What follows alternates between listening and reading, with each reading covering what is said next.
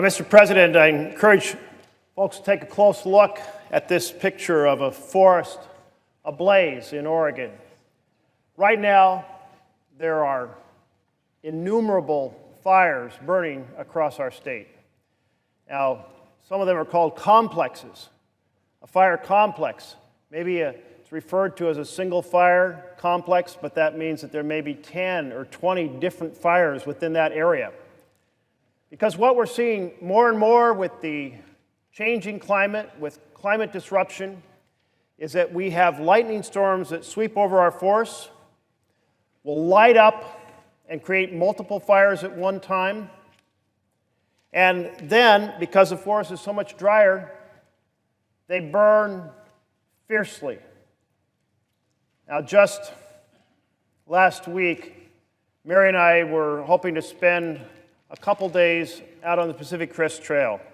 This is the trail that runs from Mexico to Canada, and we were planning to go down to the Cascade-Siskiyou Monument and experience some of that, but we couldn't because of the intense smoke from fires burning. And fires in the Middle State had shut down some of the Pacific Crest Trail near Jefferson. So we decided to go up to the northern end of the trail that as it plunges into the Columbia River, a place called Bridge of the Gods, Cascade Locks, and walk south. And that plan was to go about 18 miles or so and then pick up the Eagle Creek Trail and come right on back through to where we had started. But posted at the starting of the Pacific Crest Trail was that the Eagle Creek Trail had been closed and that the loop was shut down due to the Indian Springs fire. Well, we decided, okay, we can still at least do the first half and maybe continue walking on through to Lolo Pass on Mount Hood and then get a ride and come back around to where we were. The point is that all across Oregon, there were either blazes or smoke from blazes. Oregon State is aflame, and it's not the only state. California, Washington, parts of Idaho, Montana are burning up, and it's getting worse each year. Now, as we were considering how we were going to progress, we had to bypass a campground at Wadham Lake because it was shut down. We had to camp on the side of a ridge that was just on the edge of the fire containment area. And so we pitched our tent on a steep slope that had a little rock outcropping and a little bit of flat ground, just basically about 3 feet by 6 feet. We settled down after a long day of hiking. We were absolutely exhausted.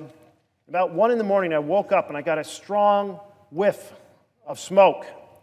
And so I leapt out of the tent, and down below us on the slope last week was this glow.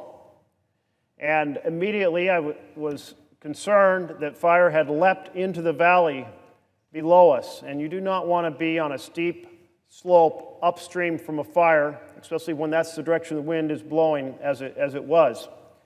So I said to Mary, I said, get out of the tent, wake up, we may have to make a run for it. And she jumped up, and the glow just stayed the same. And it turned out it wasn't a fire. It turned out that it was a landslide, and the moon was illuminating that landslide and creating that glow on the slope below us. But we were terrified. You can imagine if you're hiking through Oregon and suddenly there's a forest fire on the slope below you, you're going to run like crazy. Now, there were a bunch of folks who were on that Eagle Creek Trail that I referred to. And they were on a section very near the Columbia Gorge, a section that hadn't been shut down. And they were walking south, but they couldn't go on through the Tunnel Falls area. They could only go a few miles in. But a couple of teenagers went up that trail and started throwing firecrackers, fireworks off the edge of a cliff. And it set the gorge on fire, that Eagle Creek Trail. And you can see how the Cascade Mountains plunge down to the Columbia River, and you can see here how that Eagle Creek Trail was lit up. 140 hikers were trapped by this fire and the fire that Mary and I were dodging, the Indian Springs fire, and they had to retreat to this section of trail that actually goes through a tunnel that's drilled through the basalt and has a waterfall next to it. And they were dropped supplies overnight before they could be brought out and escape this fire. This fire is raging so much, it has leapt the river.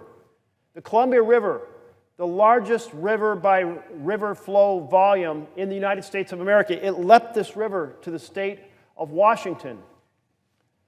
This is just two of the fires of the many that are burning across the state of Oregon.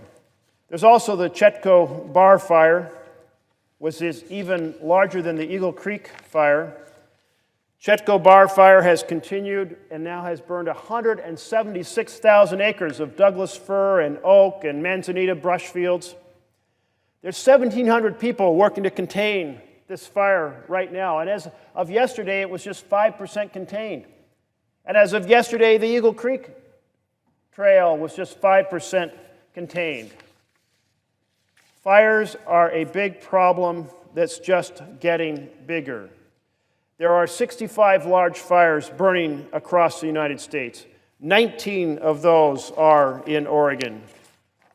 You can see how they're spaced out here, and both the Indian Springs fire and the Eagle Creek fire that I referred to are here, and you can see as it's positioned how it leapt across the Columbia River into Washington State. And there's more in Washington State and more in California and Idaho and Montana going this way.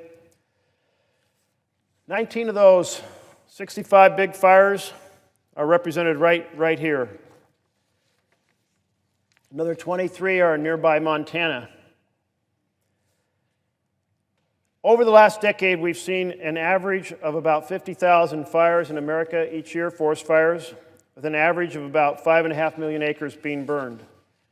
This year, we're already over 8 million acres, with a lot more acreage going to be burned in the weeks ahead.